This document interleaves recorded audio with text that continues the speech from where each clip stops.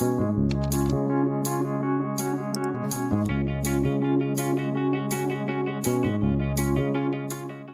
And welcome to S S class. तर students, आज आपण डायनॅमिक्स ऑफ सर्क्युलर मोशन ह्याच्यामधले दोन टॉपिक्स डिस्कस करणार आहोत. एक म्हणजे सेंट्रिपिटल फोर्स आणि दुसरा म्हणजे सेंट्रिफ्युगल फोर्स.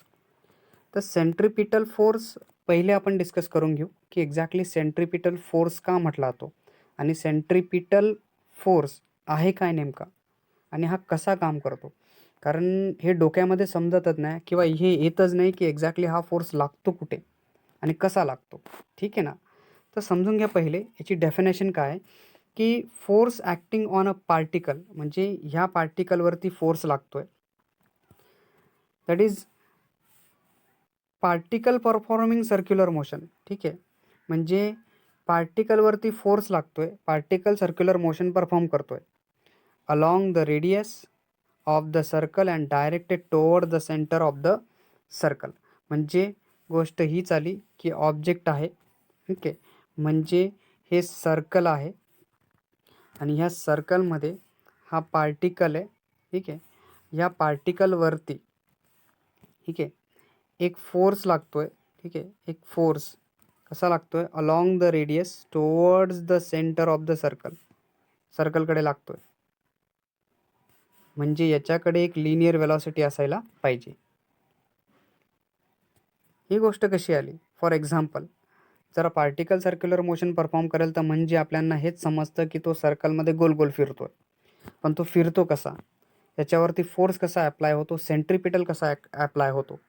ठीक आहे ना. For example, if I have a, ते फुगडी खेळणारी लोकं तुम्ही बघितली असतील ना. ठीक आहे, जर फुगडी खेळणाऱ्या लोकांचं आपण एक्झाम्पल घेतलं तर ते दोघं लोक एकमेकांच्या हातात हात घेतात, बरोबर, आणि काय काम करतात, फोर्स लावतात एकमेकांवर. म्हणजे कसा फोर्स लावतात बघा. हा जो पर्सन आहे तुमचा, हा पर्सन, हा, ठीक आहे, दिस इज वॉट दिस वन, हा पर्सन काय करतो माहिती का, ह्याला त्याच्याकडे ओढतो आणि जो दुसरा पर्सन आहे हा, तो ह्या पर्सनला त्याच्याकडे ओढतो. म्हणजे दोघं एकमेकांना एकमेकांच्याकडे ओढतात आणि ओढण्याचं कारण ते दोघं एकमेकांना या सर्कलच्या भोवती ओढत राहतात, म्हणजे ह्या सेंटर पॉईंटच्या भोवती ओढत राहतात. म्हणजे ते दोघं एकमेकांना कसं या सेंटरकडे ओढत राहतात. इथे फॉर एक्झाम्पल, हा काय करेल, हा पर्सन, ठीक आहे ना, हा जो पर्सन तुम्हाला दिसतोय, हा पर्सन याला इथे सेंटरकडे ओढतोय. ठीक आहे, आणि दुसरा पर्सन जो आहे, हा पर्सन ह्याला या सेंटरकडे ओढतोय. म्हणजे दोघं एकमेकांवरती सेंटर सिकिंग फोर्स लावत आहेत. आणि जसं दोघं एकमेकांना सेंटरकडे फोर्स लावतात आणि दोघं काय करतात, एकमेकांना लिनियर वेलॉसिटी देतात.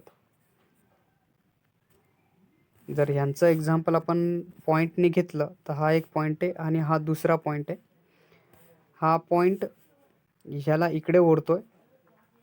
ठीक आहे, आणि जो दुसरा पॉईंट आहे आपला, हा पॉईंट ह्याला इकडे ओढतोय. म्हणजे दोघं काय करतात, एकमेकांना पॉईंटवर घेऊन येतात, बरोबर आहे. हा इकडे ओढतोय, बरोबर, हा इकडे ओढतोय, हा पॉईंट, ठीक आहे, आणि दुसरा जो पॉईंट आहे तो हा इकडे ओढतोय. म्हणजे आणि दोघांमध्ये याच्याकडे ही लिनियर वेलॉसिटी, याच्याकडे ही लिनियर वेलॉसिटी. अँड दॅन जर तुम्ही ऑब्झर्व केलं तर मग काही वेळ असा येईल की ह्या वेळेमध्ये तुम्हाला दिसेल की दोघंच्या दोघं जे आहेत हे दोघं एकमेकांना सर्क्युलर मोशनमध्ये घेऊन जातात. म्हणजे दोघं काय करतील, सर्क्युलर मोशन परफॉर्म करतील. म्हणजे आता अजून एक एक्झाम्पल सांगण्याची गोष्ट आली. दॅट इज व्हॉट, की suppose I have a single point. हा एक पॉईंट आहे. ठीक आहे, या पॉईंटला मी थ्रो केलं इकडे. ठीक आहे, इकडे फेकून दिलं आणि एकाने काय केलं, याच्यावरती चालता जो फोर्स आहे, ठीक आहे, हा जो पॉईंट आहे माझा, हा जो पॉईंट तुम्हाला दिसतो त्या पॉईंटवरती त्याने असा फोर्स लावून दिला. या असा चालला होता पण इकडनं त्याच्यावरती फोर्स लागला. त्याच्यामुळे त्याने त्याची डिरेक्शन चेंज करून घेतली, तो इथे येऊन गेला. ठीक आहे, आणि मग परत त्याच्यावरती एक फोर्स लागला. त्याच्याकडे लिनियर वेलॉसिटी होतीच. ठीक आहे, तो असा चालला होता. पण प्रॉब्लेम काय झाला, याच्यावरती अजून फोर्स लावून दिला आणि त्याच्यामुळे तो असा फिरून गेला. इथे त्याची डिरेक्शन चेंज होऊन गेली आणि जशी त्याची डिरेक्शन चेंज झाली, त्याच्याकडे परत लिनियर वेलॉसिटी होती इकडे.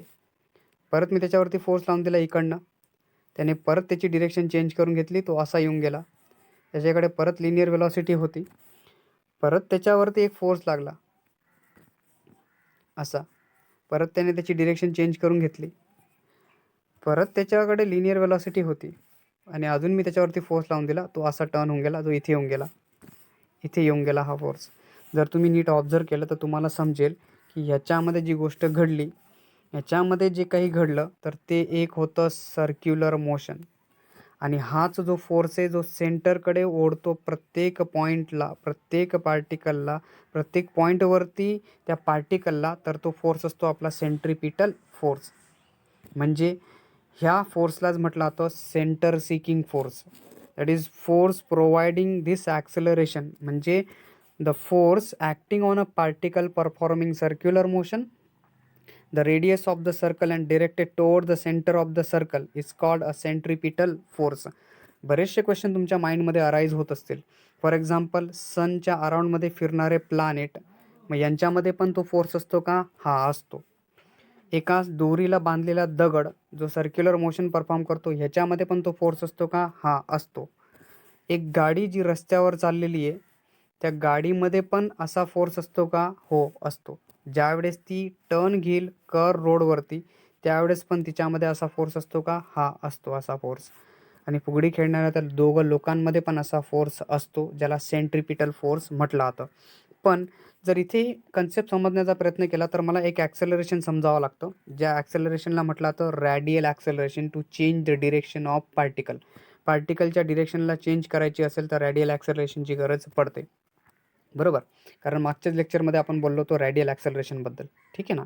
फॉर एक्झाम्पल, परत मी तुम्हाला रॅडियल ॲक्सेलरेशन पण समजून देईल की काय एक्झॅक्टली होतं आहे, ठीक आहे. That acceleration responsible for circular motion. म्हणजे सर्क्युलर मोशनसाठी जे ॲक्सेलरेशन रिस्पॉन्सिबल आहे, ते ॲक्सेलरेशन आहे आपलं सेंट्रिपिटल ॲक्सेलरेशन, नाही तर त्याला रॅडियल ॲक्सेलरेशन पण म्हटलं जातं. म्हणूनच लिहिताना त्याला AR लिहिला जातो बेसला, radial. That is what a centripetal acceleration. आणि हे जे सेंट्रिपिटल ॲक्सेलरेशन आहे ना आपलं, A=R चं, it is minus omega square R आहे.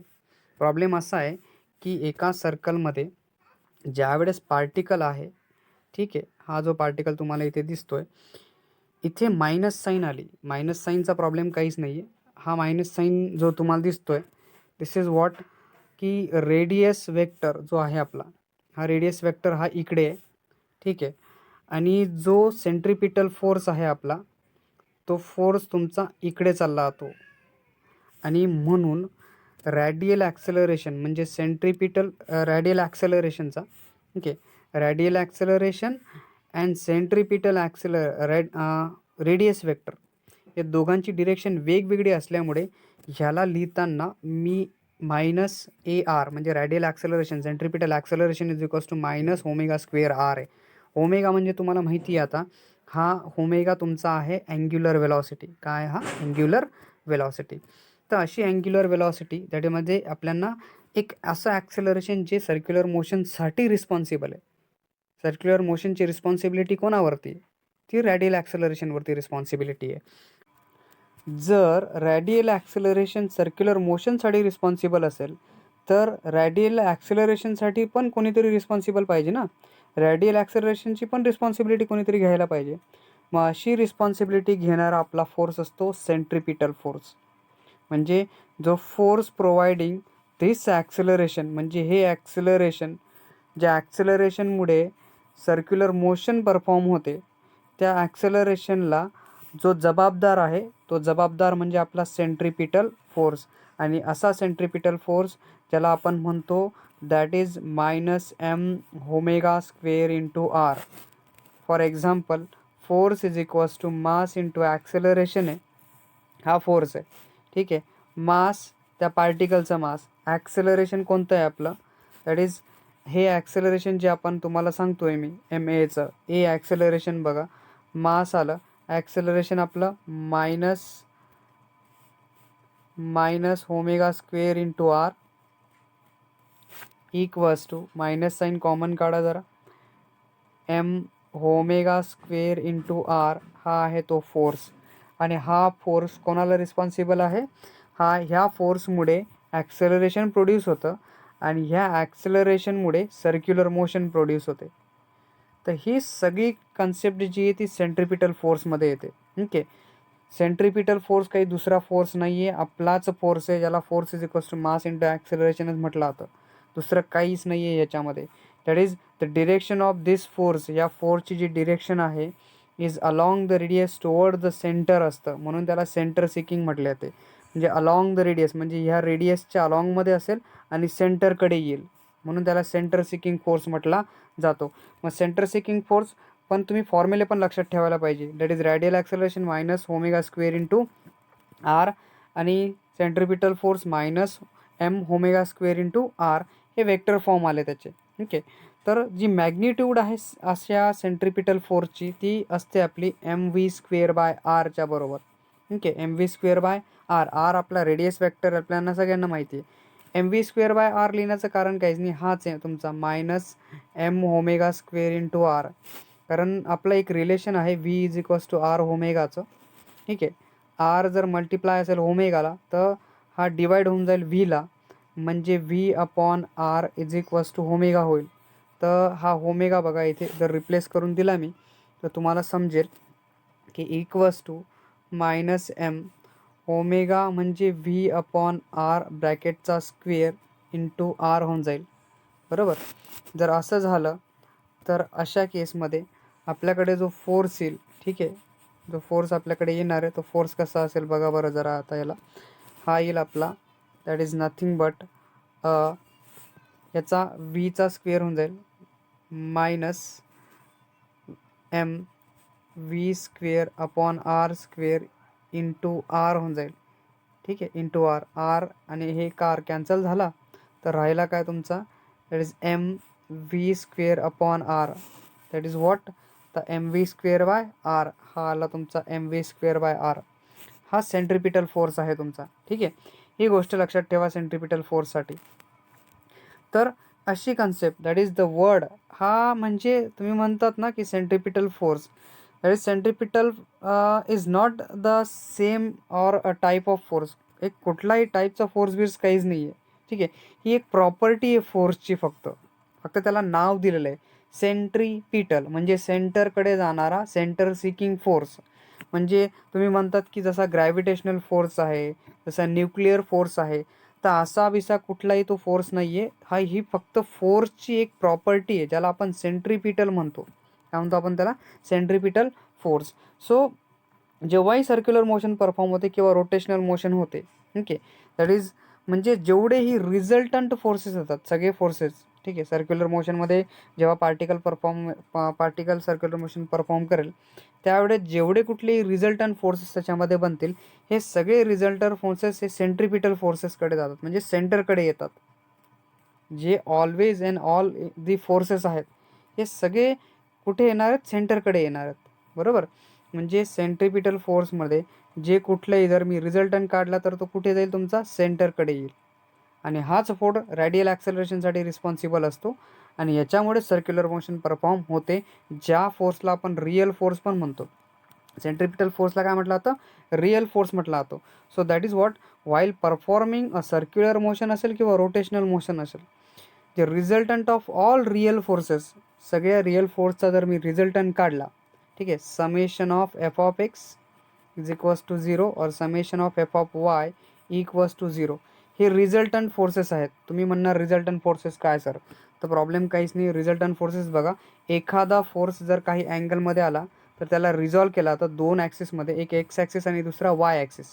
ठीक आहे, तर अशा वेळेस जो रिझल्ट येतो, जो रिझल्टंट फोर्स येतो तो summation of F of x येतो, नाही तर मग summation of F of Y येतो. तुमच्यासाठी आणि तुमच्या भाषेमध्ये समजून घ्या की सगळ्या फोर्सेसचा एक मेन फोर्स काढायचा, एक मेन फोर्स काढायचा. ठीक आहे, की ॲक्च्युली तो कुठे ते आपल्याला रिझल्टंट फोर्स दाखवतो. आणि असे जे रिझल्टंट फोर्सेस असतात, जे रिअल फोर्सेसचा जर मी रिझल्टंट काढला, जो बॉडीवर ॲक्ट होतो, okay, the centre hence that is called जे acting on the body is towards the centre येतात. कुठे येतात? जो रिझल्टंट आहे तो सेंटरकडे येतो. तो रिझल्टंट सेंटरकडे जो येतो that is resultant force to be a centripetal force असतो आपला. तोच सेंट्रिपिटल आहे. त्या सेंट्रिपिटलच म्हणजे आपला एक रिझल्टंट फोर्स आहे, रिअल फोर्स आहे. कारण रिअल फोर्स तुम्हाला माहिती आहे force is equals to mass into ॲक्सेलरेशनला ओबे करतो. म्हणजे that is inertia frame of reference. जर ऑब्जेक्टला फोर्स लावला तरच तो डिस्प्लेस होईल, नाही तर तो त्याची जागा सोडणार नाही. हाच आपला एक रिअल फोर्स आहे. स्युडो म्हणजे ज्याच्यामध्ये फोर्स नाही आहे तरी पण ऑब्जेक्ट डिस्प्लेस होतो. ठीक आहे, दॅट इज बसमध्ये ब्रेक लागल्यानंतर आपण पुढे ढकललं गेलो, हा एक एक्झाम्पल आपल्याकडे येतो. So under the action of resultant force okay the direction of velocity is always maintain means ती जी maintain the tangential to the circular track. म्हणजे इथे तुमची जी सर्क्युलर वेलॉसिटी म्हणजे जी लिनियर वेलॉसिटी तुमच्याकडे आहे ती is linear velocity is always tangential at each and every पॉईंटवरती. जो कुठलीही ज्या पॉईंटवर तो असेल तिथे तो टँजंट बनवत असेल. म्हणजे लिनियर वेलॉसिटी जी आहे ती ऑलवेज टँजेन्शियल असेल. ठीक आहे, ती मेंटेन ठेवते स्वतःला, टँजेन्शियल राहू देते. ठीक आहे ना, म्हणून हा सेंट्रिपिटल फोर्स आपल्याकडे येतो. ठीक आहे, मग जर resultant force directed toward the centre may not be always the result. म्हणजे असं नाही आहे की फक्त जो रिझल्टंट फोर्स आहे, ठीक आहे, दॅट इज फक्त रिझल्टंट फोर्सेस जे आहेत त्याच्यामुळे सर्क्युलर मोशन होते असं काही नाही आहे. कारण आपण ज्यावेळेस पुढे शिकू अजून पुढे आपल्याकडे सिम्पल हार्मोनिक मोशन येईल ना, त्यावेळेस मी तुम्हाला सांगेलच की नुसतं रिझल्टंट फोर्सेस जे सेंटरकडे येतात दॅट इज हेच फक्त सर्क्युलर मोशनसाठी रिस्पॉन्सिबल नसतात. किंवा रॅडियल ॲक्सेलरेशन जे आहे त्याच्यामध्ये ते पण वेगळं असू शकतं. म्हणजे बेसिकशी गोष्ट आहे की resultant force directed toward the centre may not the always result of circular motion. Always हे सर्क्युलर मोशनसाठी रिस्पॉन्सिबल नाही आहे. ठीक आहे ना. So circular motion is tangential velocity. म्हणजे एक गोष्ट पण खूप महत्त्वाची आहे. फोर्समध्ये जर सर्क्युलर मोशन असेल तर टँजेन्शियल वेलॉसिटी खूप इसेन्शियल असेल. टँजेन्शियल वेलॉसिटी नसेल तर प्रॉब्लेमच क्रिएट आहे.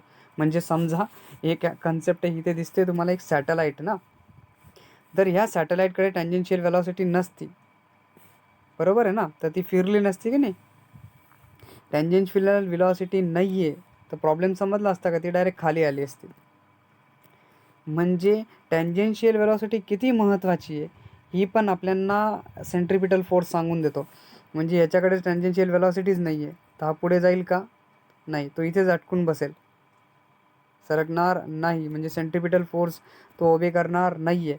ठीक आहे, ही टँजेन्शियल वेलॉसिटी खूप महत्त्वाची आहे. फॉर एक्झाम्पल जर ही आपली अर्थ आहे, ठीक आहे, जी तुम्हाला दिसते इथे ना, अर्थ आहे. ह्या अर्थमधून जर मी एक बॉल घेतला, इथून फेकला, एवढा आला. ठीक आहे, एक फोर्स लावला इथपर्यंत आला. नंतर मी तोच बॉल घेतला, थोड्याशा जोराने फेकला, इथे आला. नंतर तोच बॉल मी घेतला, अजून थोडासा जोर लावला, इथे फेकला. ठीक आहे, अजून मी थोडासा फोर्स लावला, एवढा इथे फेकला, बरोबर. अजून मी थोडा फोर्स लावला, ठीक आहे ना, तो इथून इथे आला. अजून मी थोडासा फोर्स लावला, तो इथून इथे आला. अजून मी थोडा फोर्स लावला, तो इथून इथे आला. अजून मी थोडासा फोर्स लावला, तो इथून परत इथे येऊन गेला. समजते तुम्हाला? म्हणजे मी लिनियर वेलॉसिटी वाढवली फोर्स लावून लावून लावून लावून, आणि एक गोष्ट अशी आली की जिथे तो एक सर्कल कंप्लीट करून घेऊन गेला. जर ही लिनियर वेलॉसिटीज नसती तर तो इथून इथे सर्क्युलर मोशन परफॉर्म केली असती का? नाही ना. म्हणजे गोष्ट समजून घ्या, ह्याच्याकडे पण लिनियर वेलॉसिटी असते. ही खूप महत्त्वाची आहे लिनियर वेलॉसिटी. म्हणून सर्क्युलर मोशनमध्ये for circular motion tangential velocity जी असते, ठीक आहे, इथे जी टँजेन्शियल वेलॉसिटी तुम्हाला दिसते, या सॅटेलाईटकडे पण जी टँजेन्शियल वेलॉसिटी आहे ना, ठीक आहे, ही टँजेन्शियल वेलॉसिटी किंवा इथे ह्या बॉलकडे असणारी टँजेन्शियल वेलॉसिटी, ह्या कारकडे असणारी टँजेन्शियल वेलॉसिटी, ठीक आहे, ईच अँड एव्हरी केसमध्ये असणारी जी टँजेन्शियल वेलॉसिटी आहे which is the initial velocity आहे. Tangential velocity is essential. It occurs in the inertia frame of reference. Inertia frame of reference म्हणजे इनर्शिया फ्रेम ज्याच्यामध्ये न्यूटन्स लॉ जो force is equals to mass into acceleration obey होतो. म्हणजे इथे force लागला तर object displace होतो. Non inertia frame of रेफरन्समध्ये फोर्स लागला नाही तरी पण ऑब्जेक्ट डिस्प्लेस झाला हे समजतं. ठीक आहे ना. म्हणून सर्क्युलर म्हणजे जी टँजेन्शियल वेलॉसिटी ना ती खूप इसेन्शियल आहे सर्क्युलर मोशनसाठी. जर सर्क्युलर मोशन म्हणजे टँजेन्शियल वेलॉसिटी नसेल तर सर्क्युलर मोशन पण नसेल. म्हणून इसेन्शियल म्हटलं होतं की टँजेन्शियल वेलॉसिटी खूप महत्त्वाची आहे. ही टँजेन्शियल वेलॉसिटी द्यावीच लागते. म्हणजे हे ज्या सॅटेलाईट आहेत ना यांच्याकडे पण एक टँजेन्शियल वेलॉसिटी आहे. That's why they revolve. That's why जे आर्टिफिशियल प्लॅनेट्स आहेत आपले किंवा नॅचरल प्लॅनेट्स आहेत आपले हे पण काय करतात त्यांच्याकडे एक टँजेन्शियल वेलॉसिटी आहे. And because of this tangential velocity, because of this centripetal force, कारण रॅडियल ॲक्सलरेशन कशासाठी सर्क्युलर मोशनसाठी रिस्पॉन्सिबल आहे. ठीक आहे. पण टँजेन्शियल वेलॉसिटीसोबत सेंट्रिपिटल फोर्ससोबत मला काय पाहिजे टँजेन्शियल वेलॉसिटी पण पाहिजे. नाही तर मग काहीच कन्सेप्ट येत नाही. बरोबर. सो याच्यामध्ये बरेचसे एक्झाम्पल मी तुम्हाला सांगतो. एक जे अर्थ आहे ना मग असे सेंट्रिपिटल फोर्स रिअल लाईफमध्ये कसे दिसतील बरं. ठीक आहे. सेंट्रिपिटल फोर्स ज्याच्याबद्दल आपण बोलतोय तर तो रिअल लाईफमध्ये कसा असेल. फॉर एक्झाम्पल जर मी हे एक्झाम्पल घेतलं अर्थचं आणि सन आणि अर्थचं, तर ह्यांच्यामध्ये सेंट्रिपिटल फोर्स कुठे आहे. इथे तर कोणती दोरी बिरी दिसत नाही. ठीक आहे ना. फॉर एक्झाम्पल जर ह्याला समजण्याच्या आधी आपण काय काम करू, पहिले ह्याला समजून घेऊ. इथे बघा ह्या बॉलला एक दोरी बांधून ठेवलेली आहे आणि हा ह्या बॉलला याच्याकडे ओढतोय ना, त्याच्या सेंटरकडे ओढतोय ना. हा पर्सन त्याला इकडे ओढतोय आणि त्याला एक टँजेन्शियल वेलॉसिटी देतोय. ठीक आहे. मग टँजेन्शियल वेलॉसिटी दिली तर हा ऑब्जेक्ट काय करतोय सर्क्युलर मोशन परफॉर्म करायला लागला. ठीक आहे. मग जर सर्क्युलर मोशन परफॉर्म करायला लागला तर इथे सेंट्रिपिटल फोर्स कुठल्या फॉर्ममध्ये होता. तर लक्षात ठेवा इथे सेंट्रिपिटल फोर्स हा होता that is the tension on the स्ट्रिंगवरती टेन्शन होतं. स्ट्रिंगला जर टेन्शन दिलं नाही तर सेंट्रिपिटल फोर्स भेटणार नाही आणि सर्क्युलर मोशन परफॉर्म होणार नाही. म्हणजे जर स्ट्रिंग जी असते अशी आपली, ठीक आहे, ही अशी काहीतरी राहिली, टेन्शन नाही आहे स्ट्रिंगवरती, मग काय झालं असतं. ठीक आहे. कुठेतरी बॉल सर्क्युलर मोशन परफॉर्म करू शकला असता का नाही. म्हणून मी याला टेन्शनमध्ये ठेवलं. या स्ट्रिंगवरती टेन्शन दिलं म्हणजे सेंट्रिपिटल फोर्स ह्या केसमध्ये टेन्शनचा फॉर्म घेतो. टेन्शन ऑन द स्ट्रिंग म्हणजे तुम्ही ताणून ठेवतात ना त्याला, ताणलेलं म्हणजे त्या स्ट्रिंगवरती टेन्शन येतं आणि हे टेन्शन म्हणजेच आहे आपलं सेंट्रिपिटल फोर्स. ठीक आहे. इथे अर्थ आणि सनमध्ये मग असं टेन्शन आहे का. आहे. इथे ग्रॅव्हिटी जे आहे ते सेंट्रिपिटलचा फॉर्म घेते. म्हणजे सेंट्रिपिटल फोर्सचं नाव काय इथे ग्रॅव्हिटी आहे. इथे ग्रॅव्हिटी सेंट्रिपिटल फोर्सचं काम करते. ठीक आहे. मग इथे इथे कोण आहे. इथे या गाडीमध्ये सेंट्रिपिटल फोर्स कुठे आहे. इथे तर ग्रॅव्हिटीचा पण संबंध नाही आहे. ठीक आहे ना. मग ह्यांच्यामध्ये काम करणारी एकच गोष्ट आहे ती म्हणजे या गाडीचे जे टायर आहेत ना आणि जो रोड आहे यांच्यामध्ये फ्रिक्शन होतं आहे आणि friction between road and tyre सेंट्रिपिटलचं काम करतं आहे. तसंच फॉर एक्झाम्पल जर आर्टिफिशियल सॅटेलाईटचं पण आपण बोललो तरी आर्टिफिशियल सॅटेलाईट पण कशी आहे आपली, जिच्यामध्ये एक आर्टिफिशियल सॅटेलाईट ज्याच्याकडे लिनियर टँजेन्शियल वेलॉसिटी आहे, सेंट्रिपिटल फोर्स अगेन ग्रॅव्हिटीचं काम करत आहे. मग असं ह्या एक्झाम्पलचा विचार करा. याच्यामध्ये इलेक्ट्रॉन्स आहेत आणि न्यूक्लियस आहे. न्यूक्लियस आणि इलेक्ट्रॉनच्या मध्ये that is electrostatic force of attraction असतो. निगेटिव्ह आणि पॉझिटिव्ह चार्जमध्ये जे अट्रॅक्शन आहे ना इलेक्ट्रॉन्समध्ये आणि न्यूक्लियसमधलं, तर हा इलेक्ट्रोस्टॅटिक फोर्स हा सेंट्रिपिटलचं काम करतो. असे बरेचसे फॉर्म्स आहेत जे सेंट्रिपिटलचं काम करताना आपल्याला दिसतात. म्हणून that is earth and satellite in a circular orbit the centripetal force is the gravitational force exerted by the earth on the satellite. ठीक आहे ना. अर्थ काय करते त्याच्या आर्टिफिशियल सॅटेलाईटवरती ग्रॅव्हिटेशनल फोर्स अप्लाय करते म्हणून ते सेंट्रिपिटल फोर्सचं काम करतात. बोरचं ॲटॉमिक मॉडेल जसं हे तुम्हाला दिसतंय याच्यामध्ये पण इलेक्ट्रॉन ऑर्बिटिंग करतात. तर यांच्यामध्ये पण जो अट्रॅक्शन आहे दॅट इज कुलम्स फोर्स म्हटला जातो. कुलम्स चार्जचा फोर्स म्हणजे पॉझिटिव्ह अँड निगेटिव्ह चार्जमध्ये जो फोर्स ऑफ अट्रॅक्शन आहे तो इथे सेंट्रिपिटलचं काम करतो. ठीक आहे. जर दोरी बांधून ठेवली तर त्याच्यामध्ये दोरीवरती येणारं टेन्शन काय करतं आहे, हे सेंट्रिपिटलचं काम करतं आहे. आणि रस्त्यावर गाडी चाललेली त्याच्या टायरमध्ये आणि व्हीलमध्ये जे फ्रिक्शन येतं आहे ते पण काय काम करतं आहे सेंट्रिपिटल फोर्सचं काम करतं आहे. आय होप तुम्हाला सेंट्रिपिटल समजला असेल. ठीक आहे. Let's we discuss about the centrifugal force. याचं बेस्ट एक्झाम्पल सांगतो. जर कपडे धुतलेले असतील, एक शर्ट धुतलेला आहे आणि त्याला आपण झटकतो तर त्याच्या वेळेस काय होतं माहिती का, एक जो कापड आपण झटकलेला आहे, ठीक आहे, कापड झटकलेल्या कापडामधून, ठीक आहे, शर्टमधून काय होत असेल जेव्हा आपण त्याला झटकतो ना त्यावेळेस आहे ना हे जे ड्रॉपलेट्स आहेत ना ते बाहेर येतात. पाण्याचे थेंब उडतात ना, की बारीक पाण्याचे शिंतडे उडायला लागतात. हे शिंतडे उडण्याचं कारण काय? सेंट्रीफ्युगल फोर्स आहे. काय? Centrifugal force. याचं बेस्ट एक्झाम्पल किंवा आपण हे एक एक्झाम्पल कन्सिडर करू शकतो मेरी गो राऊंडचं. ठीक आहे ना. मेरी गो राऊंडवरती बरेच लोक बसले असतील, ठीक आहे ना, जे गोल गोल फिरतात तुम्ही बघितलं असेल. जे यात्रा वगैरे असते किंवा आपण म्हणतो आपण जर गार्डन वगैरेमध्ये गेलो तर असे मेरी गो राऊंड्स आपल्याला तिथे दिसून जातात. ठीक आहे ना. याच्यावरती बसायला एक सीट असते आणि ते गोल फिरायला लागतं. ठीक आहे ना. मग असं जे मेरी गो राऊंड आहे रोटेटिंग विथ द युनिफॉर्म स्पीडने फिरतं. ठीक आहे. काय करतं? युनिफॉर्म स्पीडने. If one close his eyes, ठीक आहे ना, जर merry go round rotate with the uniform speed, ठीक आहे, युनिफॉर्ममध्ये मॅग्निट्यूड कॉन्स्टंट असते वेलॉसिटीची ना, ठीक आहे, डिरेक्शन चेंज होत राहते. मग जर एखादा पर्सन मेरी गो राऊंडवर बसलेला आहे, हा जसा बसलेला आहे, ठीक आहे, आणि हा युनिफॉर्म स्पीडने आपला मेरी गो राऊंड फिरत आहे, जर ह्याने आपले डोळे लावून घेतले, ठीक आहे ना, he she feel that it is an a rest, म्हणजे त्याला असं वाटेल की मी कुठेच चाललेलो नाही आहे, मी एकाच जागेवर बसलेलो आहे, असं फील होईल त्याला. ठीक आहे. म्हणजे आपण जसं घरामध्ये एका ठिकाणी बसून राहतो तसं बसून राहिलेलं याला फील होईल ज्यावेळेस तो त्याचे डोळे लावून घेईल त्यावेळेस. पण कधी? ज्यावेळेस तो युनिफॉर्म स्पीडमध्ये असेल त्यावेळेस.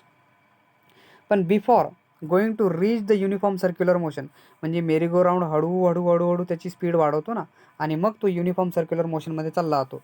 ठीक आहे ना. फॉर एक्झाम्पल आपला पंखा चालू झाला, पंखा जेव्हा स्टार्ट होतो, फॅन स्टार्ट होण्याच्या आधी तो हळूहळू हळूहळू हळू फिरतो आणि मग तो ज्या स्पीडवरती आपण त्याला सेट केला त्या स्पीडला तो कॅच करताना तो युनिफॉर्म सर्क्युलर मोशनमध्ये येऊन जातो, UCMमध्ये येऊन जातो. मग अशा वेळेस जर हा UCMमध्ये पोहोचण्याच्या आधीची कन्सेप्ट, ठीक आहे, फॅन चालू होतो आहे, हळूहळू त्याचा स्पीड वाढवतो आहे, ठीक आहे, अँग्युलर वेलॉसिटी हळूहळू चेंज होत चाललेली आहे, लिनियर वेलॉसिटी त्याची हळूहळू डिरेक्शन चेंज करते. ठीक आहे. तो सध्या UCMमध्ये आलेला नाही आहे, म्हणजे magnitude of uniform circular motion constant नाही आहे. ठीक आहे. मॅग्निट्यूड कॉन्स्टंट नाही आहे ह्याचा विचार करा. ठीक आहे. मग बघा की ज्यावेळेस असा पर्सन, ठीक आहे, one should experience and outward pulled, म्हणजे अशा वेळेस काय होतं माहिती का, जर स्पीड हळूहळू वाढतोय ना तर त्यावेळेस त्याला वाटतं की मी ह्याच्यावरून बाहेर फेकला जाईल का काय, असा त्याच्यावरती फील येतो. याला पण तोच फील येतो की एखाद वेळेस असं होईल की मी याच्यावरून बाहेर फेकला जाईल. फॉर एक्झाम्पल तुम्ही 8वी 9वीमध्ये मला वाटतं एक टेबलचं हे होतं, याच्यावरती एक कॉईन ठेवला होता आणि हा टेबल रोटेट करत होता. जेव्हा तो एकदम फास्ट रोटेट करायला लागला हळूहळू तर तो कॉईन सरकत होता, पुढे सरकत गेला आणि एक केस अशी आली की हा कॉईन जो होता टेबलमधून बाहेर पडला गेला. हा रोटेटिंग टेबल होता. ठीक आहे. फॉर एक्झाम्पल अजून एक तुम्हाला माहिती आहे वासुदेव जो होतो, ठीक आहे ना, घरामध्ये तुम्ही वासुदेवचं नाव ऐकलं असेल. एकदम सकाळी सकाळी येतात हे लोक आणि आपल्याकडून काहीतरी दानधर्म करून घेतात आणि त्यांचं काहीतरी आपल्या पूर्वजांची नावं विचारतात. ठीक आहे. त्याच्या नावानुसार त्या लोकांकडे आपण जर आपलं सूप दिलं, ठीक आहे ना, ठीक आहे ना, जे धान्य हे करतात त्याचं जे सूप जे आपण त्याच्याकडे देतो ना, त्या सुपामध्ये आपण जर त्याला धान्य दिलं, ठीक आहे, तर हे धान्य तो आपल्या हातामध्ये घेतो आणि मग तो गोल गोल फिरायला ह्या धान्याला काय करतो, इथून पकडतो आणि त्याला गोल गोल फिरवतो असं. तर तुम्ही ऑब्झर्व केलं असेल की हे जे धान्य आहे ते खाली पडत नाही. हे का बरं? ह्याचं कारण आहे सेंट्रीफ्युगल फोर्स. कारण याच्यावरती 2 फोर्सेस लागत आहेत, सेंट्रीपिटल अँड सेंट्रीफ्युगल फोर्स. ठीक आहे. दोघं फोर्सेस काम करत आहेत. मग ज्यावेळेस हा नॉन UCMमध्ये असेल त्यावेळेस त्याला वाटेल की मी बाहेर फेकला जाईल, पण ज्यावेळेस तो UCMमध्ये आला त्याने डोळे जर बंद केले तर त्याला वाटेल की मी बसू नये एका जागेवरती एका ठिकाणी. सेंट्रीफ्युगल फोर्सचा हे एक आपल्याकडे बेस्ट एक्झाम्पल येतं. मग सेंट्रीफ्युगल फोर्स हा एक स्युडो फोर्स आहे. ठीक आहे ना, नॉट ॲन इमॅजिनरी फोर्स. ठीक आहे. It is not an imaginary force, एक स्युडो फोर्स आपण ज्याला म्हणतो खोटारडा आहे. कारण काय, फोर्स लागतोय पण तो दिसत नाही आहे. जसं आपण म्हणतोय की त्या सूपवरती कोणी फोर्स, आता काय झालं असतं जर तुम्ही ते सूप असं धरलं, ठीक आहे ना, जर ते वासुदेवचं सूप जर तुम्ही असं धरलं, व्हर्टिकल धरलं असेल, ठीक आहे, याच्यावरती धान्य ठेवलेलं आहे, तर हे धान्याचे जे दाणे होते ते खाली पडून जायला पाहिजे होते ना ग्रॅव्हिटीमुळे, पण त्याने फिरवलं त्याला गोल गोल आणि फिरवल्यानंतर ते सुपामधलं धान्य खाली पडलं नाही. मग याच्यावरती एक स्युडो फोर्स लागला आणि असा स्युडो फोर्स कोणता होता? That is a centrifugal force होता. एक असा फोर्स जो स्युडो होता तो दिसला नाही, इमॅजिनरी फोर्स. जसं बसमध्ये मला धक्का दिल्यासारखं वाटलं, बसवाल्याने ब्रेक लावला, मी पुढे ढकललं गेलो, मला असं वाटलं माझ्यावर फोर्स लागला, पण तो फोर्स नव्हताच, एक इमॅजिनरी फोर्स होता. ठीक आहे. दॅट इज स्युडो फोर्स म्हटला जातो. एक रिअल फोर्स आहे, दुसरा स्युडो फोर्स आहे. रिअल कोणता? आपला सेंट्रीपिटल आहे. स्युडो कोणता आहे? आपला सेंट्रीफ्युगल फोर्स आहे. ठीक आहे. So on reaching the uniform speed, ठीक आहे, in the frame of reference the merry go round, ठीक आहे ना, this centrifugal force equal to the centripetal force. म्हणजे युनिफॉर्म सर्क्युलर मोशनमध्ये, ठीक आहे, ज्या वेळेस मेरी गो राऊंड पोचून जातो त्यावेळेस centripetal force and centrifugal force हे दोघं सारखे होऊन जातात. आणि सारखे झाल्यामुळे आपल्याला काहीही फील होत नाही, आपण इकडे पण जात नाही इकडे पण जात नाही. ह्याचं हे एकच कारण आहे, दॅट इज वॉट, की इथे हे दोघं बॅलन्स होऊन जातात, सेंट्रिपिटल अँड सेंट्रिफ्युगल. म्हणजे समजा की जर सेंट्रिफ्युगल जास्त राहिला असता तर तो बाहेर पडून जाईल, ठीक आहे. जर सेंट्रिपिटल जास्त राहिला असता, ठीक आहे ना, तर तो मध्ये आला असता, ठीक आहे. म्हणजे फॉर एक्झाम्पल जर सेंट्रिपिटल जास्त राहिला सेंट्रिफ्युगलपेक्षा तो बाहेर फेकला जाईल, बरोबर. म्हणजे एक गाडी चाललेली रस्त्यावर, असा रस्ता आहे कोणता तरी, आपण म्हणून घेऊ की हा रस्ता आहे. या रस्त्यावर एक गाडी चाललेली एकदम फास्ट आली, इथे सेंट्रिपिटल कमी लागला, म्हणजे friction between road and tyre कमी झालं सेंट्रिपिटल, आणि त्याच्यावरती सेंट्रिफ्युगल लागला आणि तो रस्त्याच्या बाहेर फेकला गेला आणि काय झालं, ॲक्सिडेंट झाला, म्हणजे गाडी स्लिप झाली. हे एक कन्सेप्ट याच्यामध्ये येते. म्हणजे जिथे सेंट्रिपिटल अँड सेंट्रिफ्युगल जर बॅलन्स राहिला असता तर ही गाडी सरळ आपली रस्त्याने निघून गेली असती टर्न घेऊन, सेंट्रिपिटल अँड सेंट्रिफ्युगल जर त्याच्यावरती बॅलन्स राहिला असता तर. So that is the resultant force in the frame of reference is zero. इथे UCMमध्ये सेंट्रिपिटल सेंट्रिफ्युगल दोघं सारखे असल्यामुळे जो रिझल्टंट फोर्स असतो फ्रेम ऑफ रेफरन्सने तो झिरो दिसतो, पण नसतो, ॲक्च्युली झिरो नसतो, ठीक आहे. So that is, it must be the remember that this is the case, centrifugal force means a neat pseudo force आहे, एक नेट स्यूडो फोर्स आहे. And centripetal force means the resultant of all real forces. Centrifugal force काय आपला net pseudo force आहे, net of pseudo forces आहे. आणि centripetal force काय, that is the resultant of all real forces आहे, ठीक आहे. मग जसा आपला सेंट्रिपिटल आहे तसाच सेंट्रिफ्युगल आहे, दोघांचा फॉर्म्युला एकदम सेम आहे, एक प्लस आहे दुसरा मायनस आहे फक्त, ठीक आहे.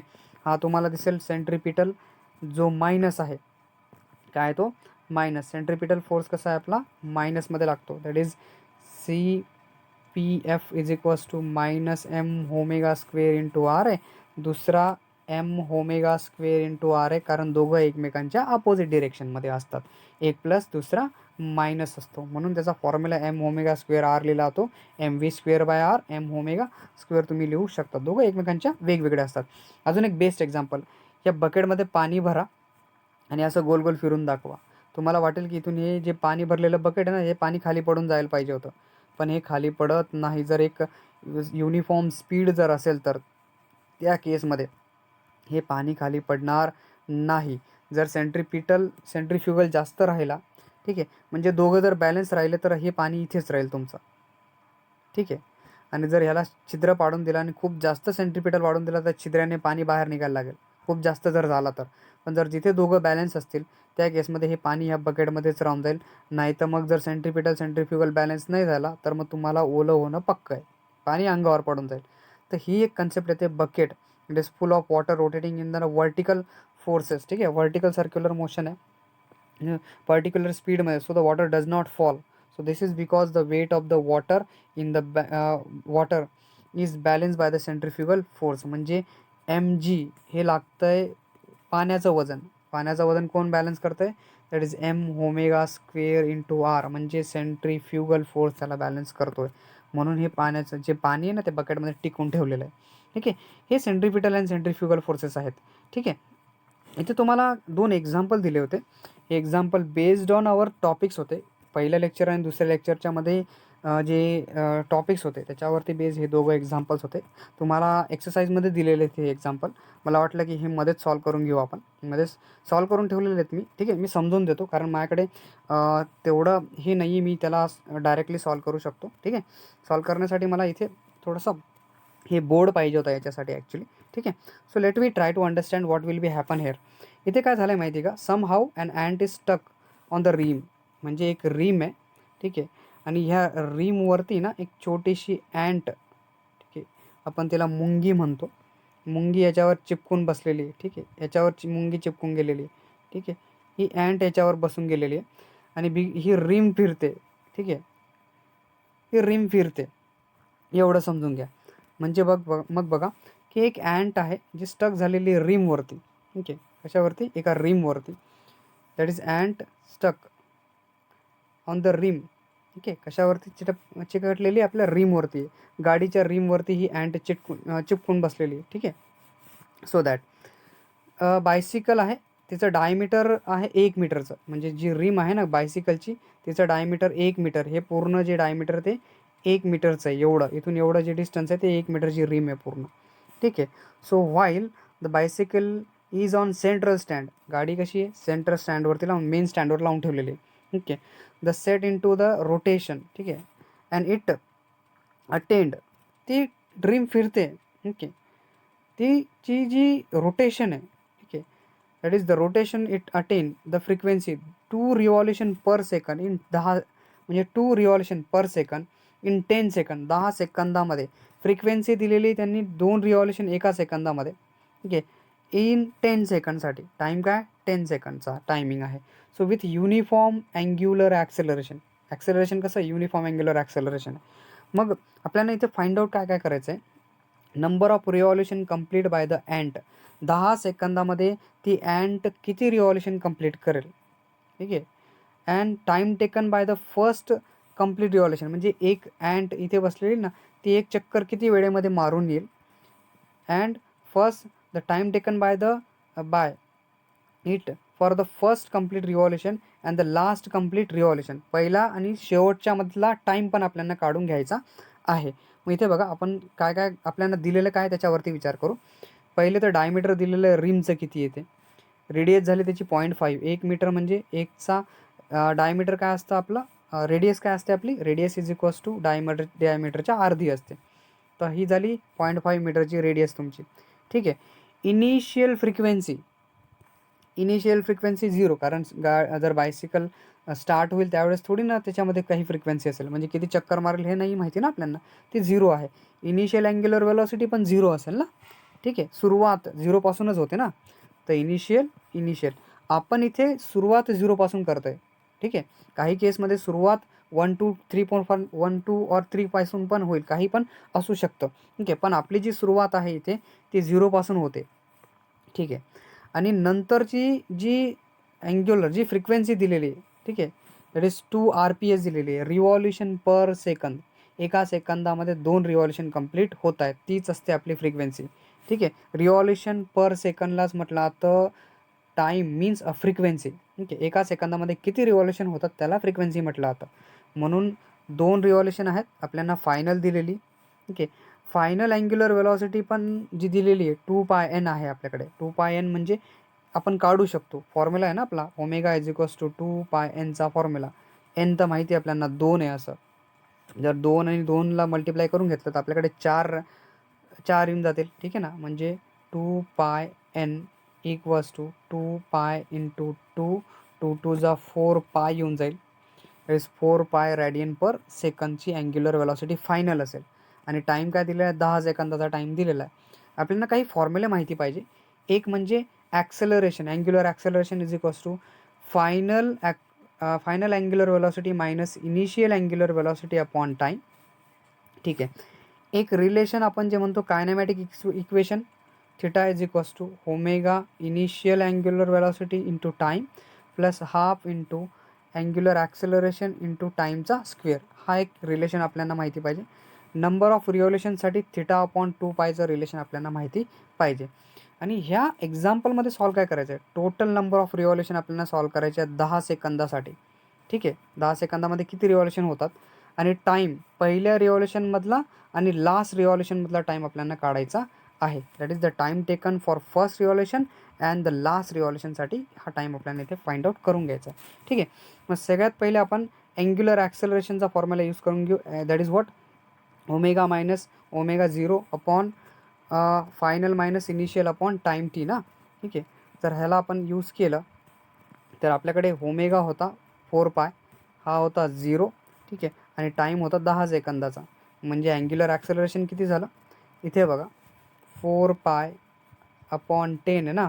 तर 2 2 जा 4, 2 5 जा 10 म्हणजे 2π अपॉन 5 हे आलं अँग्युलर ॲक्सेलरेशन रॅडियन पर सेकंदमध्ये ना. आणि अँगल ट्रेस बाय अँट थिटाचा इक्वेशनमध्ये इनिशियल तर 0 आहे ना, बरोबर. टाईम 10 सेकंदाचा आहे. ॲक्सेलरेशन आपल्याकडे आलं 2π/5. ठीक आहे.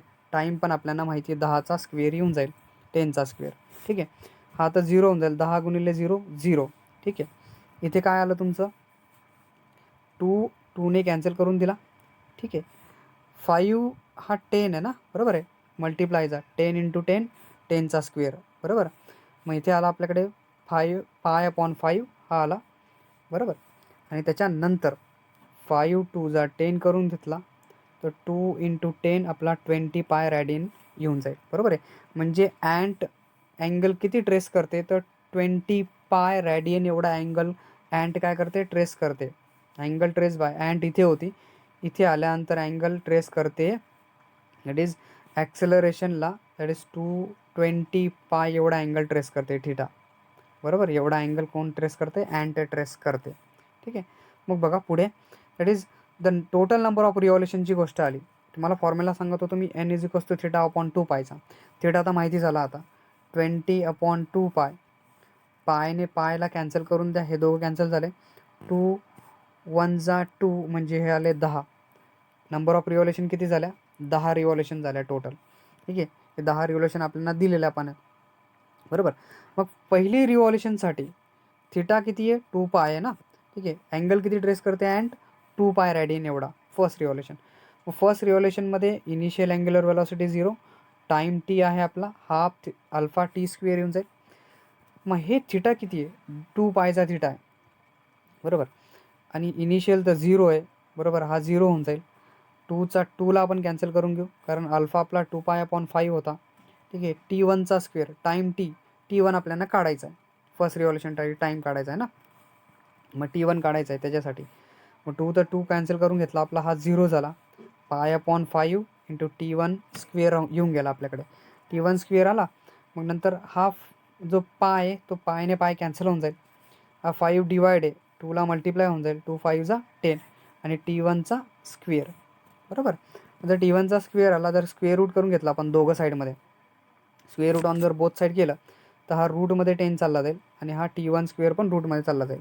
ठीक आहे. रूट आणि स्क्वेअर कॅन्सल होऊन जाईल, राहिला T1 फक्त. म्हणजे टाईम T1 हा √10 सेकंद असेल. किती असेल, √10 सेकंद. म्हणजे दॅट इज टाईम टेकन, जी फर्स्ट रिव्हॉल्युशनसाठी जो टाईम लागेल ना, फर्स्ट रिव्हॉल्युशनचा जो टायमिंग आहे आपल्याकडे, तो टाईम किती आहे मग तुमचा, √10 सेकंदचा टायमिंग आहे, बरोबर. आणि टोटल 10 रिव्हॉल्युशन होत आहेत. किती रिव्हॉल्युशन होत आहेत, 10 रिव्हॉल्युशन. ठीक आहे. मग 9व्या रिव्हॉल्युशनसाठी जो अँगल ट्रेस होईल तो 9 × 2π बरोबर असेल. ठीक आहे. 9 रिव्हॉल्युशनसाठी ना, एक रिव्हॉल्युशन 2πची आहे, तर टोटल 10 रिव्हॉल्युशन होत आहेत ना. मग 9वी रिव्हॉल्युशन जी आहे, ठीक आहे, अप टू 9th रिव्हॉल्युशन, ठीक आहे ना, तर अँगल ट्रेस थिटा किती असेल, 9 × 2πचा असेल. मग हाच 2π जर मी इथे घेऊन घेतला थिटाच्या फॉर्म्युल्यामध्ये आपला, ठीक आहे, थिटा 0चा जो आपला फॉर्म्युला आहे ह्या फॉर्म्युल्यामध्ये, तर आपल्याकडे काय होऊन जाईल बघा. आता हा आता 0च आहे इनिशियलचा ऑलवेज, तर इथे 2 2 अगेन कॅन्सल होऊन जाईल तुमचा, बरोबर. 2चा 2 कॅन्सल, 5 π/5 T9 स्क्वेअर तुमच्याकडे येऊन जाईल, बरोबर. जर T9 स्क्वेअर आला तर पायने पाय कॅन्सल होऊन जाईल. ठीक आहे. 5 तुमचा मल्टिप्लाय होऊन जाईल, 9 2 जा 18 होऊन जाईल, 18 5 येऊन जाईल. ठीक आहे. आणि 18 पंचे होतात तुमचे 90, T9चा स्क्वेअर येऊन जाईल. जर स्क्वेअर रूट केलं परत दोघं साईडमध्ये तर स्क्वेअर चालला जाईल, √19 येईल. आणि 9 × 10 जर मी करून घेतला तर हा येतो आपला 3 × √10, 3 टाइम्स √10. मग हा जो टायमिंग असेल तो 9.48 सेकंदचा येऊन जाईल तुमच्याकडे. किती येईल, 9.48 सेकंदचा. जर मी time taken for the last revolution घेतला ना, तर त्यावेळेस माझ्याकडे 9वी रिव्हॉल्युशन, ठीक आहे, 10वी रिव्हॉल्युशनसाठी टायमिंग होता, ठीक आहे, 10 सेकंदचा. टोटल रिव्हॉल्युशन कंप्लीट करण्यासाठी त्यांनी टाईम T10 देऊन ठेवला आपला, देऊन ठेवला होता. 10 सेकंदाचा टाईम दिला होता, तर 10 झाला. आणि हा 9 रिव्हॉल्युशनसाठीचा अप टू 9 रिव्हॉल्युशनपर्यंत लागणारा टाईम किती आहे, 9.4868. तर त्यावेळेस time taken for the last revolution आपल्याकडे टाईम येऊन जाईल 0.5132 सेकंदचा टाईम इथे असेल. ठीक आहे. तर हे झालं आपलं एक्झाम्पल. नंतर दुसरा पण क्वेश्चन इथे दिला होता त्यांनी, की सपोज तुमच्याकडे coefficient of static friction between the coin and the gramophone दिलेला आहे. म्हणजे एक ग्रामोफोन आहे, त्या ग्रामोफोनवरती एक कॉइन ठेवलेला आहे. ठीक आहे. आणि कॉइनमध्ये आणि ग्रामोफोनमध्ये यांच्या दोघांच्यामध्ये जे फ्रिक्शन आहे, जो कोइफिशियंट ऑफ फ्रिक्शन आहे तो 0.5चा आहे. ठीक आहे, 0.5 आहे. रेडियस जी आहे डिस्कची, जी तुम्हाला डिस्क दिसते ना, जी डिस्क तुम्हाला दिसते तिची रेडियस जी आहे ती रेडियस तुम्हाला 8 सेंटीमीटरची दिलेली आहे. ठीक आहे. आणि इथे कुठेतरी तो कॉइन ठेवलेला आहे मध्येच. ठीक आहे. म्हणजे कॅपिटल आर ही झाली आणि इथून हे डिस्टन्स झालं स्मॉल आरचं, जिथे कॉइन ठेवलेला आहे त्याच्यामध्ये एवढंसं. बरोबर. Initially the centre of the coin is pi centimetre आहे. ठीक आहे. कॉइन किती आहे? पाय सेंटीमीटरवरती इनिशियली. बरोबर. Initially the centre of the coin is pi centimetre away from the centre of the disc. म्हणजे हा कॉइन, या कॉइनचं जे सेंटर आहे इथे रेडियसपासून, यांच्या दोघांमध्ये जे डिस्टन्स आहे ते आहे पाय सेंटीमीटरचं डिस्टन्स. दोघांमध्ये डिस्टन्स किती आहे? पाय सेंटीमीटर आहे. आणि इथून टोटल आहे आपलं 8 सेंटीमीटर. बरोबर. हे 8 सेंटीमीटर आहे आणि हे आहे पाय सेंटीमीटर. कॉइनच्या सेंटरपासून ते डिस्कच्या सेंटरपासून डिस्टन्स आहे पाय सेंटीमीटर इनिशियली. नंतर तो स्लिप होऊन पुढे पुढे सरकेल तो कॉइन. ठीक आहे. So at what minimum frequency, किती मिनिमम फ्रिक्वेन्सीला, ठीक आहे, विल इट स्टार्ट स्लिपिंग. म्हणजे तो जो कॉइन ठेवला आहे ना तो स्लीप व्हायला लागेल. बरं, हळूहळू पुढे पुढे कसा स्लीप होईल, किती मिनिमम फ्रिक्वेन्सीला तो स्लीप होईल, म्हणजे किती याला रोटेट करावं लागेल, रिव्हॉल्युशन दाखवावे लागेल की तिथे तो स्लीप व्हायला स्टार्ट होईल. आणि factor will the answer the change if the coin is almost at the rim. ठीक आहे. तर तो डायरेक्ट रिमवरती कधी येईल याच्यासाठी पण आपल्याला फ्रिक्वेन्सी घ्यायची. इथे त्यांनी जी पण दिलेलं आहे, acceleration due to gravity pi square metre per second स्क्वेअरचा. तर मग बघा दिलेलं काय काय एक आहे, तर ग्रामोफोनची रेडियस आहे 8 सेंटीमीटरची. जर त्याला मीटरमध्ये कन्वर्ट केलं तर 8/100 करून मी मीटरमध्ये लिहू शकतो. स्टॅटिक फ्रिक्शन दिलं आहे 0.5चं. ठीक आहे. आणि distance of the coin from the centre of the disc आहे आपलं पाय सेंटीमीटरचं. त्याला आपण जर मीटरमध्ये केलं तर पाय/100 येऊन जाईल. ठीक आहे. कोइफिशियंट ऑफ स्टॅटिक फ्रिक्शनचा एक फॉर्म्युला आपल्याला माहिती पाहिजे. Force is equals to static फ्रिक्शनसाठी force is equals to mu into N. Normal force आहे, हा नॉर्मल रिॲक्शन म्हटला जातो. आणि एक सेंट्रिपिटल फोर्स आपला, आणि हा फ्रिक्शनल फोर्स आहे आपला. ठीक आहे. आणि काढायचं काय? Minimum frequency at which the coin start slipping.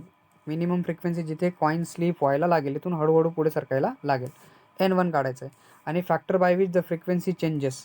ठीक आहे. म्हणजे that is coin is place at the rim. म्हणजे रेशो काढायचा आपल्याला N1 आणि N2चा रेशो. ठीक आहे. मग ही झाली नॉर्मल रिॲक्शन कॉइनची, म्हणजे ह्या कॉइनवरती लागणारी नॉर्मल रिॲक्शन. कॉइनचं वजन खाली लागेल. ठीक आहे. हा फ्रिक्शनल फोर्स आणि हा आला आपला सेंट्रिपिटल फोर्स, दोघांची डिरेक्शन वेगवेगळी. ठीक आहे. So here is that the frictional फोर्समध्ये आपण जर याला घेतलं तर त्यावेळेस आपल्याकडे बघा दोघं जर आपण बघितले, फ्रिक्शनल फोर्स आणि स्टॅटिक फ्रिक्शन आणि सेंट्रिपिटल फोर्स. बरोबर आहे. तुम्हाला मी सांगितलं की जर फ्रिक्शनची गोष्ट आली, कॉइनमध्ये फ्रिक्शन आहे, त्याचा अर्थ त्याच्यामध्ये सेंट्रिपिटल फोर्स आहे. सेंट्रिपिटल म्हणजेच काय? फ्रिक्शनल फोर्स आहे. सेंट्रिपिटल म्हणजेच काय? फ्रिक्शनल फोर्स आहे. याचा अर्थ फ्रिक्शनल फोर्स आणि सेंट्रिपिटल फोर्स दोघं इक्वल आहेत. बरोबर. मग बघा म्यू एम जी एन काय? नॉर्मल रिॲक्शन कुठे आहे? नॉर्मल रिॲक्शनला कोण बॅलन्स करतं आहे? वेट बॅलन्स करतं आहे. सेंट्रिपिटलला कोण बॅलन्स करतं आहे? फ्रिक्शन बॅलन्स करतं आहे. ठीक आहे. म्हणजे F S centripetal frictional force is equals to centripetal force. Normal reaction is equals to mass, that is weight of a coin. ठीक आहे. मग इथे बघा जर मी दोघांना लिहून काढलं ह्या वेळेस, ठीक आहे, माझ्याकडे हे आहे बघा, नॉर्मल रिॲक्शन एम जी लिहून घेतला, that is mass of the coin and acceleration due to gravity. ठीक आहे. हा आला आपला सेंट्रिपिटल फोर्स आणि हा आला आपला फ्रिक्शनल फोर्स. दोघांमधला एम कॅन्सल होऊन जाईल तुमचा. बरोबर. म्हणजे static friction into acceleration due to gravity and omega square into R आपल्याकडे येऊन जाईल. बरोबर. मग जर हा आला तर ओमेगा काय आपला 2πn असतो ना, पण मला N1 पाहिजे. ठीक आहे. दॅट इज 2πn1चा स्क्वेअर इंटू आर. काय पाहिजे आपल्याला? N1 पाहिजे. N1 म्हणजे that is the minimum frequency, ज्या मिनिमम फ्रिक्वेन्सीला आपला जो कॉइन आहे तो स्लीप व्हायला लागेल. म्हणजे म्यू एस इंटू जी, सगळ्यांचा स्क्वेअर, 2चा स्क्वेअर 4, पायचा स्क्वेअर, n1चा स्क्वेअर आणि हा आला आर. ठीक आहे. जर मग आपण इथे n1 काढायचं म्हटलं तर 4 पाय स्क्वेअर आणि आर डिवाइड होऊन जाईल बघा. आणि म्यू एस आणि जीला 4 पाय स्क्वेअर म्हणजे static coefficient of static friction mu S into g आणि 4 पाय स्क्वेअर इंटू आर हे दोघं डिवाइड झाले याला. आणि हा स्क्वेअर होता ना, स्क्वेअर रूटमध्ये दोघांना करून हा रूटमध्ये चालला गेला. बरोबर, रूटमध्ये गेला. त्याच्यानंतर हा आहे आपला 0.5 आणि जी आहे आपला पाय स्क्वेअर दिलेला आपला. बरोबर, आणि दुसरा राहिला 100. बरोबर, 100. So that what now 4 pi square into pi. ठीक आहे, रेडियस आहे ना ही, radius R, pi square upon R आहे ना हा. असा आर तुम्हाला मी सांगतोय, हा दिसतोय तुम्हाला, पाय बाय 100 होता आर ना आपला. मग इथे बघा हा तोच पुट केलेला आहे तुमचा, हा आर पाय बाय 100 होता. ठीक आहे, आणि हा डिवाइडला होता तुमचा असा, तर डिवाइडचा मल्टिप्लाय करून लिहिला 100 इथे. समजला.